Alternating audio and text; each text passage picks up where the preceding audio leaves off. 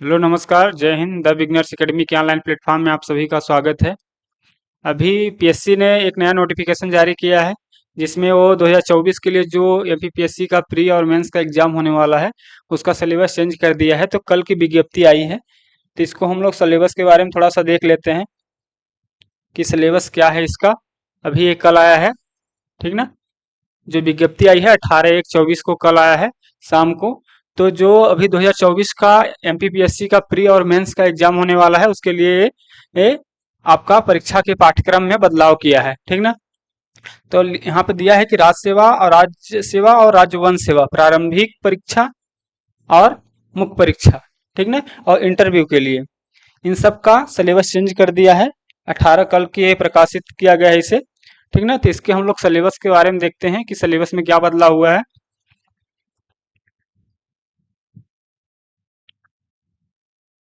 आपका जो सिलेबस है, ये जो पेपर का था वो सेम रहेगा आपका। पेपर में वही आपका राज्य सेवा प्रारंभिक परीक्षा जो थी 200 नंबर की होती थी, 100 क्वेश्चन थे, वही रहेंगे। और सेकंड पेपर आपका वही जो था पहले, सी सेट का वही रहेगा। और राज्य सेवा की जो मुख्य परीक्षा होती थी लिखित, वो उसमें से कुछ नए सब्जेक्ट जोड़े गए हैं, तो उसको हम लोग देखेंगे। फिर साक्षात्कार का नंबर बढ़ाया गया है, पहले 175 का होता था, अब 185 का हो गया है, ठीक ना। तो उसको हम लोग देखेंगे। ये चीज सेम है पहले जैसे एग्जाम में थी। प्रथम प्रश्न पत्र आपका 2 घंटे का 200 अंक का होता था, और द्वितीय प्रश्न पत्र आपका अभिरुचि परीक्षण वाला सी सेट वाला, वो भी 2 घंटे का 200 नंबर का। वो चीज सेम है, लेकिन सिलेबस में बदलाव हुआ है, ठीक ना। तो उसको देखते हैं हम लोग, यहाँ से है, ठीक ना। तो यहाँ से जो आपका सिलेबस था, पहले पहले आपका पहले जो पहला है आपका टॉपिक था, तो पहले में मध्य प्रदेश का देता था, मध्य प्रदेश का इतिहास पहला, तीसरा और पांचवा, इन पर मध्य प्रदेश था। मतलब मध्य प्रदेश का टॉपिक था इसमें। नंबरिंग नंबरिंग भी चेंज हुआ है और सिलेबस में भी बदलाव हुआ है, ठीक। तो जब आपका पहला नंबर का है, इसमें डाला है वो आपका भारत का इतिहास, ठीक ना। भारत के इतिहास में ये सारी चीजें नई आपको दिख रही होंगी। प्राचीन भारतीय ज्ञान परंपरा, भारतवर्ष, वेद उपनिषद। अभी इस बार क्या किया है कि चीजों को डीपली लिख दिया है, जिन चीजों के बारे में पूरा यहाँ पे, जैसे पुरुषार्थ हो गया, ब्राह्मण ग्रंथ हो गया, ऋण संस्कार हो गया, पंच महायज्ञ, कर्म सिद्धांत, बोधिसत्व, तीर्थकर, इन सारी चीजों को अलग से जोड़ा है, ठीक ना। पहले की क्या था कि पहले ये चीजें थी प्राचीन मध्यकालीन भारत के इतिहास की प्रमुख विशेषताएं, घटनाएं और उनकी प्रशासनिक, सामाजिक, आर्थिक व्यवस्थाएं, ठीक। और यह था भारत की सांस्कृतिक विरासत, कला, प्रारूप, साहित्य, पर्व, उत्सव। 19वीं और 20वीं शताब्दी में सामाजिक व धार्मिक सुधार जो हुए थे वो, और आपके स्वतंत्रता संघर्ष एवं भारतीय राष्ट्रीय आंदोलन जो आपके हुए उसके बारे में था। और स्वतंत्रता के पश्चात भारत का एकीकरण एवं पुनर्गठन, इन सारी चीजें थी। जो ये ऊपर वाला टॉपिक है आपका, सबसे संकल्पना, विचार, प्राचीन भारत, ज्ञान परंपरा, भारतवर्ष, वेद उपनिषद, गणतंत्र, वर्णाश्रम, इन नई चीजों को जोड़ा है इनको। तो इसको आप लोग ध्यान रखेंगे, ठीक। फिर जो दूसरा टॉपिक है आपका, वो है मध्य प्रदेश का इतिहास, सांस्कृतिक एवं साहित्य। ये चीजें जो पहले थी वही सेम सेम है इन चीजों को, तो आप लोग इसको देख लेंगे, ठीक ना। फिर इसके बाद आपका मध्य प्रदेश का इतिहास सांस्कृतिक हो गया, भारत का भूगोल, ठीक ना। ये भी वही वाली चीजें हैं जो पहले थी। मध्य आपकी पर्वत पहाड़ियां, जो पर्वत पहाड़ियां, पठार, नदियां, झीलें, ये पहले जो थी वही हैं, ठीक ना। तो इसको देख लेंगे, इनमें कोई बदलाव नहीं है इसमें भूगोल में, ठीक। कुछ चीजें जोड़ी गई होंगी, लेकिन यहाँ पे जैसे हो गई ये चीजें तो पहले से थी। दो दक्षिणी दोलन, पश्चिमी विक्षोभ, जलवायु, ये सारी चीजें पहले से ही थी, ठीक ना। फिर आपका चौथे नंबर पे है मध्य प्रदेश का भूगोल, ठीक। तो इसको देखेंगे, ये भी पहले से ही था टॉपिक में, तो इसमें ये नहीं है। फिर पांचवें नंबर पर है आपका भारत व मध्य प्रदेश की संवैधानिक व्यवस्था। जो भारत एवं मध्य प्रदेश की संवैधानिक व्यवस्था, पिछली बार क्या था कि उसको अलग से था, मध्य प्रदेश की संवैधानिक व्यवस्था और पंचायती राज को अलग से डाला था, लेकिन इस बार दोनों को एक साथ जोड़ दिया है। ये सारी चीजें पहले थी, संविधान सभा, संघीय कार्यपालिका, संघीय सर्वोच्च न्यायालय, ठीक ना, इन चीजों को। फिर आपका संवैधानिक व्यवस्था, राज्यपाल, मंत्रिमंडल, विधानसभा और त्रिस्तरीय पंचायती राज, नगरीय प्रशासन, और मध्य प्रदेश में सुशासन एवं अभिशासन व्यवस्था, ठीक। फिर छठे नंबर पर है आपका भारत एवं मध्य प्रदेश की अर्थव्यवस्था। ठीक, मतलब इस बार के सिलेबस में मध्य प्रदेश की अर्थव्यवस्था को ज्यादा कवर किया है। इसको देख लीजिएगा। क्या है कि भारत और अर्थव्यवस्था में मध्य प्रदेश की वर्तमान स्थिति क्या है, इसको थोड़ा डीपली से दिया है। ठीक, इसके बाद जो आपका मानवीय संसाधन, यहाँ पे जो मानवीय संसाधनों का विकास, शिक्षा, स्वास्थ्य, कौशल, इसके बारे में सतत विकास लक्ष्यों के प्रावधान की प्रगति, मध्य प्रदेश में कृषि उद्योग और एमएसएमई अधोसंरचना का विकास, आत्मनिर्भर मध्य प्रदेश, एक जिला एक उत्पाद, ये नया जोड़ा हुआ है लगता है। ठीक ना, ये चीज, कुछ चीजें नई जोड़ी हैं और कुछ चीजें पहले से ही हैं। ठीक ना, और वित्तीय संस्थाएं हो गया रिजर्व बैंक, वाणिज्यिक बैंक, सेबी बैंकिंग, ये तो पहले से थी। भारत की विदेशी व्यापार नीति, G20, सार्क, आपका एशियान, ये चीज नया जोड़ा है आपका। अभी भारत में हाल ही में G20 का सम्मेलन हुआ था, उसी को लेकर जो नया आपका सिलेबस चेंज किया है, कुछ चीजें जोड़ दिया है। ठीक, फिर इसके बाद आपका 7 चैप्टर में है आपका, 7 जो यूनिट है उसमें विज्ञान, पर्यावरण एवं स्वास्थ्य है। ठीक, ये चीज पहले से था। ये आपका जो विज्ञान, पर्यावरण एवं स्वास्थ्य, ये वाला टॉपिक आपका पहले से था, इसमें कोई बदलाव नहीं हुआ है। ठीक ना, ये चीज सब पहले से थे आपको। विज्ञान की प्रमुख शाखाएं, प्रारंभिक ज्ञान, वैज्ञानिक संस्थान, उपग्रह, मानव शरीर संरचना, पोषण, अनुवांशिकी। ठीक ना, तो इन सब कुछ। फिर अंतर्राष्ट्रीय 8वें यूनिट में क्या है आपका, अंतर्राष्ट्रीय और राष्ट्रीय मध्य प्रदेश का समसामयिक घटनाक्रम। ठीक, ये भी चेंज नहीं हुआ है आपका, ये सेम चीजें हैं पहले जैसे। राष्ट्रीय समसामयिक और मध्य प्रदेश का समसामयिक घटनाएं, इन सारी चीजें पहले से थी। फिर आपका सूचना एवं संचार प्रौद्योगिकी आ गया। ठीक ना, इसमें भी कोई बदलाव नहीं हुआ है, इसमें भी कोई बदलाव नहीं हुआ है। सूचना एवं संचार प्रौद्योगिकी मेन बदलाव हुआ है आपके लास्ट वाला जो यूनिट था आपका, जो आपका लास्ट वाला यूनिट था 10th यूनिट, उसमें वो कमीशन थे। ठीक ना, संवैधानिक और सांविधिक जो आपके थे उनको चेंज कर दिया है, और इसमें मध्य प्रदेश की जनजातियों को विशेष रूप से उल्लेखित किया गया है। ठीक ना, तो ये वाला टॉपिक एकदम अच्छे से कवर करना पड़ेगा आपको अलग से, क्योंकि ये वाला टॉपिक पहले से ही आप ये मध्य प्रदेश का जो इतिहास था उसमें आप पढ़ते थे जनजातियों के बारे में। मध्य प्रदेश की जनजातियां, विरासत, लोक संस्कृति और लोक साहित्य। ठीक ना, इसको पहले ही मध्य प्रदेश के इतिहास में आप लोग देखते रहे होंगे, लेकिन क्या है कि इस बार इसको अलग से नोट करके दे दिया है। मतलब इस चीज को आपको ज्यादा ध्यान देना है, क्योंकि यहाँ से आपको 10 मार्क्स के आपके 10 क्वेश्चन बनेंगे, मतलब 20 मार्क्स के। ठीक ना, यहाँ से 20 मार्क्स के आपके नंबर बनेंगे, 10 क्वेश्चन। तो यहाँ से कमीशन को हटा के जो संवैधानिक संस्थाएं थी तो उनको हटा के ये मध्य प्रदेश की जनजातियों, विरासत और लोक संस्कृति और लोक साहित्य, ठीक ना, इसको अलग से जोड़ा है। तो इसको विशेष ध्यान दें कि मध्य प्रदेश में जनजातियों का भौगोलिक विस्तार, मतलब मध्य प्रदेश में जनजातियां किस किस क्षेत्र में उनका विस्तार है, जनजातियों से संबंधित संवैधानिक प्रावधान और जनजातियों से संबंधित संविधान में उनका उल्लेख कहाँ किया गया है, उनसे नियम और कानून उनसे क्या रिलेटेड जो भी है उसको देखना है। मध्य प्रदेश की प्रमुख जनजातियां, विशेष पिछड़ी जनजातियां और घुमंतु जातियां। ठीक ना, कुछ घुमंतु जातियां हो उनके बारे में भी, जनजातियों के कल्याण के लिए योजनाएं, और जो जनजातियों के कल्याण के लिए सरकार की योजनाएं चल रही हैं, चाहे मध्य प्रदेश सरकार हो या सेंट्रल गवर्नमेंट की, जनजातियों से रिलेटेड जो योजनाएं चल रही हैं उसको देख लेंगे। ठीक ना, ये नया टॉपिक जोड़ा है जो मध्य प्रदेश की जनजाति संस्कृति, परंपराएं, विशिष्ट कलाएं, त्योहार, उत्सव, और जो जातियों के जनजातियों के आपके उत्सव होते हैं, उनकी कलाएं होती हैं और आपके बोली और साहित्य होता है, उसको भी कवर किया है। ठीक, फिर आपका है मध्य प्रदेश की जनजातियों का भारत के स्वतंत्रता आंदोलन में योगदान। जो मध्य प्रदेश की जनजातियां थी उनका स्वतंत्रता आंदोलन में क्या योगदान था उसके बारे में यहाँ पे आपको डीपली से देखना पड़ेगा। ठीक ना, क्योंकि इसको अलग से जब नोट करके लिखा है तो उसको गहराई से पूछेगा भी एग्जाम में। ठीक ना, तो इसको अच्छे से देखेंगे आप लोग। फिर उनके से रिलेटेड जो संग्रहालय हैं, आदिवासियों से रिलेटेड जो संग्रहालय हैं उसको अच्छे से देख लेंगे, और मध्य प्रदेश की लोक संस्कृति और लोक साहित्य। ठीक, तो जो एमपीपीएससी के प्री का आपका सिलेबस था, उसमें मुख्य रूप से अगर देखें तो मुख्य रूप से मेन जो एक यूनिट ही अलग कर दिया है, सबसे एक यूनिट चेंज किया है, वो आपका 10th नंबर की जो यूनिट थी उसको पूरी तरह से हटा दिया है कमीशन वाला, और उसकी जगह पर जो मध्य प्रदेश की जनजातियां, विरासत और लोक संस्कृति थी, लोक सांस्कृतिक साहित्य था, इसको अलग से कर दिया था। तो इसमें कोई घबराने की बात नहीं है, क्योंकि ये पहले से ही आप मध्य प्रदेश के इतिहास में इस चीजों को देख रहे थे, तो इसको ज्यादा ज्यादा घबराने की जरूरत नहीं है। इसमें आपका बहुत सारी चीजें कवर होंगी, कुछ चीजें आपको इसको गहराई से देखना पड़ेगा, ठीक ना। तो इसको आप लोग गहराई से देखेंगे, ठीक। आपका ये जनजातीय वाला, तो ये हो गया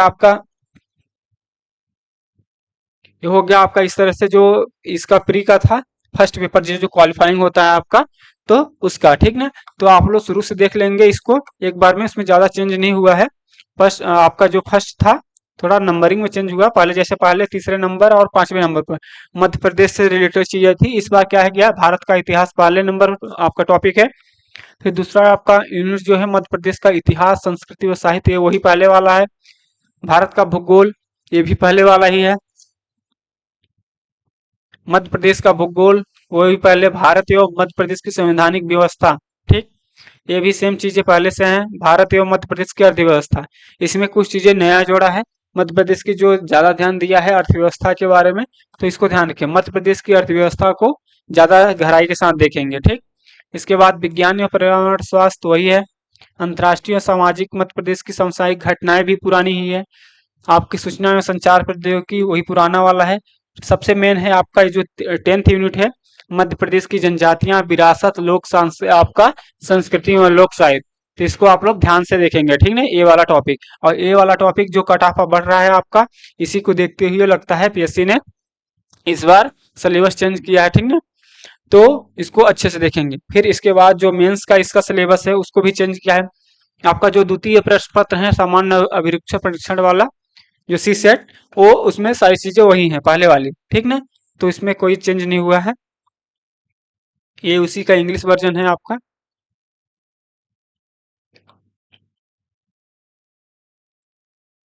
फिर होता है एवं सेवा मुख्य परीक्षा के लिए, ये जो है आपकी मुख्य परीक्षा है, उसके सिलेबस में भी बदलाव किया है। पहले क्या था कि आपके 6 पेपर होते थे, अभी भी 6 पेपर ही होंगे, लेकिन क्या था कि पहले 3 पेपर आपके 300 नंबर के होते थे, ठीक। आपके कौन से, जैसे आपका इतिहास और भूगोल करके 300 नंबर के पहले होते थे, ये अभी भी 300 नंबर के ही हैं, ठीक। लेकिन क्या था कि आपके जो 15 क्वेश्चन 3 नंबर वाले आते थे, उसको अब 2 नंबर के 15 कर दिया है, ठीक। फिर जो आपके 10 नंबर के क्वेश्चन आते थे, उसमें को 7 नंबर से कर दिया है, और को जो 15 नंबर के आते थे, उसको आपका 10 नंबर से कर दिया है। तो नंबरिंग में चेंज हुआ है, और उसके शब्द सीमा में भी चेंज किया है, लेकिन जो आपका पहला पेपर इतिहास और भूगोल का होता था, वो सेम वही चीजें हैं, ठीक। द्वितीय प्रश्न पत्र है आपका राजनीतिक विज्ञान, ठीक ना, मतलब पॉलिटी और समाजशास्त्र, सोशियोलॉजी, ठीक। इन दोनों को मिला के आपका 150 नंबर का 300 नंबर का रहेगा, ये चीजें सेम है। तीसरा था आपका अर्थशास्त्र और विज्ञान तकनीकी और जन स्वास्थ्य, ये चीजें सेम है, 300 नंबर की ये भी थी। ये 300 नंबर, ये 300 नंबर, ये तीनों 300 नंबर के हुए। लेकिन ये वाला जो चतुर्थ आपका पेपर था, वो पहले आपका दर्शन शास्त्र, मनोविज्ञान, लोक प्रशासन और केस स्टडी, इससे रिलेटेड था, और पहले ये 200 नंबर का होता था। कितना? 200 नंबर का। लेकिन अब इसको क्या कर दिया है, 150 नंबर का कर दिया है, एक पार्ट को, दर्शन शास्त्र वाले को। पहले अकेले ओनली दर्शन शास्त्र और लोक प्रशासन, केस स्टडी इसमें रहता था, और 200 नंबर का आता था, ठीक। और इसका टाइमिंग भी 2 घंटे का था, 2 नहीं 3 ही घंटे का था इसका टाइमिंग पहले, लेकिन 200 नंबर का आता था, ठीक। लेकिन अब क्या किया है इसमें कि एक और जोड़ दिया है, उद्यमिता, प्रबंधन, व्यक्तित्व विकास एवं केस स्टडी। इसको ये पटवारी के सिलेबस में था आपका उद्यमिता विकास, तो वहां से उछाल लिया है इस चीज को, और इसको अब पहले 200 नंबर का था, तो अब इसको करना कर दिया है, इसमें इसको भी 150 नंबर का अलग से जोड़ के इसको 300 नंबर का कर दिया है। कितना? 300। और टाइमिंग क्या है आपकी, 3 घंटे की, ठीक। और ये हिंदी और अंग्रेजी दोनों भाषाओं में रहेगा, ये तो पहले से ही, ठीक है। फिर इसके बाद क्या है, पंचम प्रश्न पत्र हो गया आपका, पांचवा जो है समान हिंदी और व्याकरण, ये 200 नंबर का, ये पहले से था। और आपका जो छठवां प्रश्न पत्र हिंदी निबंध है और प्रारूप लेखन का, वो भी पहले से। तो आप मान के चलेंगे पहले 200 नंबर का था जो आपका चतुर्थ प्रश्न पत्र था, वो दर्शन और मनोविज्ञान वाला, उसमें क्या किया है, 50 नंबर काट के आपको 150 नंबर का अलग से एक जोड़ दिया है, यानी पहले 1400 पूर्णांक होता था टोटल मेंस का, अब इसको 1500 कर दिया है।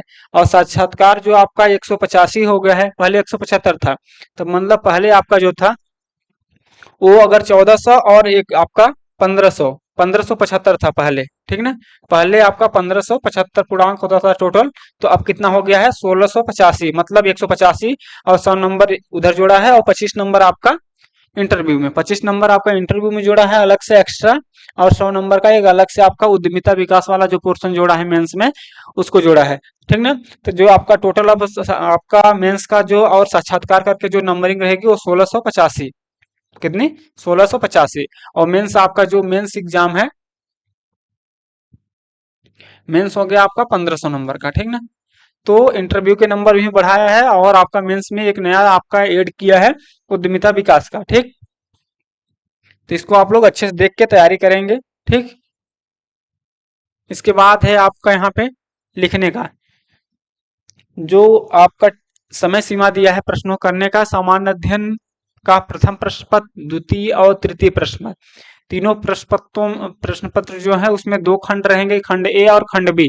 खंड ए आपका 150 नंबर का रहेगा, आपका खंड ए 150 नंबर का, ठीक ना। ये पूरे आपका जो था ये 150 नंबर का, उसका पूरा दिया है टाइमिंग, जो एक आपका पहला, दूसरा और तीसरा तीनों का दिया है, उसका 150 नंबर का रहेगा आपका, ठीक ना। तो 150 नंबर में आपका ये पूरा दिया है। पहले क्या था कि 15 प्रश्न आते थे, लेकिन 3 नंबर के थे, अब 2 नंबर का कर दिया है। पहले कितने के थे, आपके 3 नंबर के 15 प्रश्न आते थे एक खंड में, ठीक। एक पार्ट वाले में कितना आता था, आपके 15 प्रश्न आते थे 3 नंबर के, ठीक। अब उसको कितना कर दिया है कि 2 नंबर कर दिया है, यानी 30 नंबर का। फिर आपका लघु उत्तरीय प्रश्न आ गया, ये आपके 7 अंक होंगे 10, ठीक। पहले कितने होते थे आपके, ये 15 प्रश्न होते थे लगभग। फिर इसको आपको 60, इसकी अधिकतम सीमा 60 है, और आपके 2 नंबर वाले की 20, ठीक। ये 70 नंबर हो गया आपका। और जो ये आपका हो गया 10, पहले जो 12 नंबर के प्रश्न आते थे उसको आप करके कितना कर दिया है, 10 नंबर का, और 5 प्रश्न आएंगे, तो 150 आपका 50 हो गया, टोटल 150 नंबर का, ठीक ना। ये पार्ट 1 है, ठीक ना। कौन सा, पार्ट ए। पार्ट बी के लिए भी इसी तरह रहेगा आपका, कौन से, 3 पेपर में, प्रथम 3 पेपर में पार्ट ए का इसी तरह से रहेगा, 15 पेपर, आप 15 क्वेश्चन आपके 2 नंबर वाले, ठीक। और 10 प्रश्न 7 नंबर वाले, और 10 नंबर के आपके 5 प्रश्न, ठीक। तो इसको ध्यान रखेंगे, 15 नंबर के कितने, ये आपके 15 क्वेश्चन 2 नंबर के, ठीक। और आपके 7 नंबर के 10 प्रश्न, और 10 नंबर के 5 प्रश्न। तो इसको अच्छे से देख लेंगे, ठीक। अति लघु उत्तरीय प्रश्न, लघु उत्तरीय और दीर्घ उत्तरीय प्रश्न। इसके बाद जो चतुर्थ प्रश्न पत्र है आपका, उसके लिए अलग है उसका,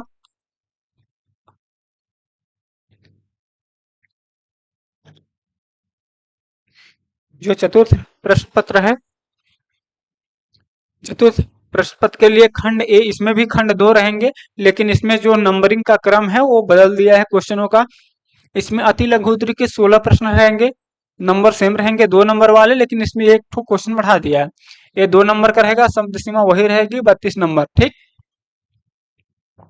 फिर इसके बाद लघु उत्तरीय का कितना, 8, उसमें कितने थे आपके, 10 थे लगभग, उसमें आपके 7 नंबर के कितने थे, 10, इसमें 8 कर दिया है, ठीक। ये आपका 7 नंबर का 60 हो गया, ठीक। 60 शब्दों में उसका देना है, ये शब्द सीमा है, आप इतने शब्दों में आपको लिखने हैं, 56 नंबर। फिर दीर्घ उत्तरीय प्रश्न आ गया, 4 क्वेश्चन रहेगा 11 नंबर के, और 200 शब्द सीमा है इसकी, 44 पूरा पूर्णांक उसका। और केस स्टडी इसमें जोड़ा है, ठीक ना। केस स्टडी एक तो रहेगी आपके 18 नंबर की, ठीक। और इसके यथा निर्देशित उसमें दिया रहेगा, यथा निर्देशित मतलब कि वो एग्जाम में बोलेगा, उस टाइम पे बोलेगा कि कितने शब्दों में लिखना है, ठीक ना। तो इसमें आपके 29 प्रश्न टोटल रहेंगे, और 150 नंबर का। ये चतुर्थ प्रश्न पत्र के लिए है, ठीक ना। चौथे प्रश्न पत्र के लिए आपका चौथे पेपर जो होगा, उसके लिए नया इसका जो है पूर्णांक जो नंबर का है, पूरा वर्गीकरण पूर्णांक किया है, तो इसका अलग है। तो प्रथम आपके जो 3 प्रश्न पत्र हैं, पहला, दूसरा और तीसरा, उसके लिए नंबरिंग आपका नंबर का अलग है, और चतुर्थ के लिए अलग दिया है, ठीक। फिर 5वें नंबर का प्रश्न पत्र, 5वें में आपका जो था हिंदी का, क्या है, 5वें में आपका हिंदी का, हिंदी और हिंदी व्याकरण, उसका फिर उसके बाद छठे में आपका क्या है, छठा में हिंदी निबंध है और प्रारूप लेखन। तो ये आपके इसमें कितने रहेंगे, चार। प्रथम निबंध रहेगा आपका जो, वो आपका 1000 शब्दों में लिखना है, 50 पूर्णांक रहेगी उसकी। जो आपका प्रथम आपका प्रश्न पत्र है, निबंध रहेगा छठे वाले में, तो 1000 का रहेगा, उसमें 1000 शब्दों में लिखना पड़ेगा आपको और 50 पूर्णांक रहेगा। फिर द्वितीय जो निबंध है आपका, वो आपका 500 शब्दों में और 20 नंबर का रहेगा, ठीक। और फिर उसके बाद आपका दो आपको निबंध रहेंगे छठवें पेपर में, और प्रारूप लेखन का एक रहेगा, वो भी कितना 500 शब्दों में और इसका 15 नंबर। फिर प्रतिवेदन आपका कितना, प्रतिवेदन एक रहेगा आपका, और 250 शब्दों में इसको लिखना पड़ेगा और इसका नंबर है 15, ठीक। तो ये इसमें 2.5 घंटे का समय है, ठीक। इसमें कितने घंटे का, 2.5 घंटे का। और ऊपर वाले में आपका 2 घंटे का था, ठीक। तो आपके शुरू के जो 4 पेपर हैं उसमें आपको 3 घंटे का टाइमिंग मिलेगी और नंबर कितने रहेंगे, 300। चारों पेपर आपके 300 नंबर के रहेंगे और 3 घंटे की टाइमिंग रहेंगी। फिर आपके जो 5वें नंबर का पेपर है, 5वें नंबर में टाइमिंग आपका नंबर 200 रहेगा हिंदी का, हिंदी और व्याकरण, और टाइमिंग रहेगी 2 घंटे की, ठीक ना। यहाँ पे 2 घंटे की और 200 इसका पूर्णांक रहेगा। फिर जो छठा प्रश्न पत्र रहेगा आपका, छठे प्रश्न पत्र में आपका 2.5 घंटे की टाइमिंग रहेगी, और आपका यहाँ पे जो ये टोटल नंबर दिया है आपका, ये आपका 100 नंबर का रहेगा। इसमें 2.5 घंटे टाइमिंग रहेगी, ठीक ना। इसमें शब्द सीमा नंबर भले कम है, लेकिन जो शब्द सीमा इसने बढ़ाया है इसलिए टाइमिंग को बढ़ाया है, ठीक। यहाँ पे जो 1000 शब्दों में आपको पहला वाला लिखना है निबंध, दूसरा निबंध 500 में, प्रारूप लेखन आपको 500 में लिखनी है, और प्रतिवेदन भी 250 शब्दों में लिखना है, इसलिए इसने टाइमिंग को बढ़ाया है, ठीक। नंबर 100 है लेकिन टाइमिंग आपके 2.5 घंटे की है, क्योंकि इसने निबंध में जो लंबे ज्यादा लिखने पड़ते हैं शब्द सीमा का, इसलिए इसने टाइमिंग को ज्यादा दिया है। फिर इसका इसके बाद इसका सिलेबस है, सिलेबस को अच्छे से देख लेंगे, इसकी पीडीएफ को डिस्क्रिप्शन में अपलोड किया कर दिया जाएगा, तो इसको आप लोग देख लेंगे सिलेबस पूरा। ये आपका सिलेबस आपका हिस्ट्री का है, इतिहास का, पांच पांच आपके टॉपिक यूनिट हैं इसमें हिस्ट्री के, इतिहास में आपके, ठीक। इसके बाद हो गया प्रथम प्रश्न पत्र में आपका भूगोल पार्ट बी हो गया, सेकंड में पार्ट बी, ठीक। इसमें भी 5 यूनिट है, 5 यूनिट है। पार्ट ए में 5 यूनिट और पार्ट बी में, प्रथम प्रश्न पत्र के पार्ट ए में आपके 5 ठो हैं और सेकंड वाले में 5 ठो, ठीक। फिर इसके बाद है आपका द्वितीय प्रश्न पत्र, द्वितीय में है आपका संविधान, शासन व्यवस्था व राजनीतिक प्रशासनिक संरचना, ठीक। फर्स्ट वाले पार्ट में, ये जो फर्स्ट वाला पार्ट है इसमें, ठीक। फिर सेकंड वाले पार्ट में इसी में क्या है आपका समाजशास्त्र, समाजशास्त्र के बारे में, समाजशास्त्र की आधारभूत संरचना, भारतीय समाज में विविधता और चुनौतियां, ग्रामीण व नगरीय समाजशास्त्र, और औद्योगिकरण, वैश्वीकरण, सामाजिक विकास और जनसंख्या के बारे में दिया है, ठीक। फिर आपका तृतीय प्रश्न पत्र आ जाता है अर्थशास्त्र का, पार्ट ए में है अर्थशास्त्र, इसमें विकसित भारत 2047 तक कैसा होगा, इन सारी चीजों को विशेष जो एग्जाम की दृष्टि से इन जो जो करंट की हैं आने वाली, उसको ज्यादा विशेष ध्यान देंगे। जैसे कि जोड़ा है जो विकसित भारत 2047 तक, ये एग्जाम की दृष्टि से बहुत ही अच्छा क्वेश्चन इससे बनता है। फिर इसके बाद आपका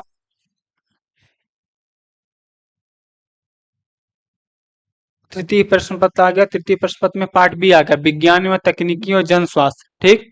इसको भी देख लेंगे। गणित का भी पोर्शन है इसमें, कंप्यूटर विज्ञान भी है। जो विज्ञान का है, फर्स्ट वाला सामान्य विज्ञान से रिलेटेड है, और सेकंड वाला कंप्यूटर विज्ञान से, और फिर उसके बाद गणितीय विज्ञान, और जो इकाई 3 है उसमें होम्योपैथी से रिलेटेड क्वेश्चन रहेंगे उसमें। ये सारी चीजें हैं, इसको अच्छे से देख लेंगे, डिस्क्रिप्शन में इसके पीडीएफ को अपलोड कर दिया जाएगा। राष्ट्रीय स्वास्थ्य कार्यक्रम, चतुर्थ प्रश्न पत्र में आपके दर्शन शास्त्र, मनोविज्ञान, लोक प्रशासन, जो पहले से ही था वही है पहले वाला।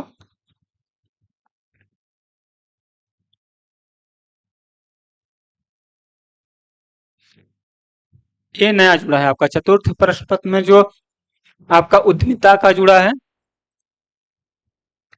तो जो पार्ट बी में उद्यमिता विकास जुड़ा है वो चीज देखेंगे। जो पहली इकाई है आपकी, जो पहली वाली इकाई है आपकी उद्यमिता अवधारणा एवं विकास। ठीक। उद्यमिता की अवधारणा एवं महत्व, उद्यमशीलता के लक्षण, सिद्धांत, विशेषता, उद्यमिता की प्रक्रिया, सृजनशीलता, सृजन, अनुवीक्षण एवं व्यवसाय, नए उद्यम प्रबंधन, भारत में उद्यमिता का विकास। ये टॉपिक जब आपका पटवारी का एग्जाम हुआ था उसी समय सिलेबस में जोड़ा था, तो वहां से इस चीज को उचाया है और नया एक खंड जो आपका चतुर्थ प्रश्न पत्र है उसके खंड ब में इस चीज को डाला है। ठीक ना। लोक प्रशासन,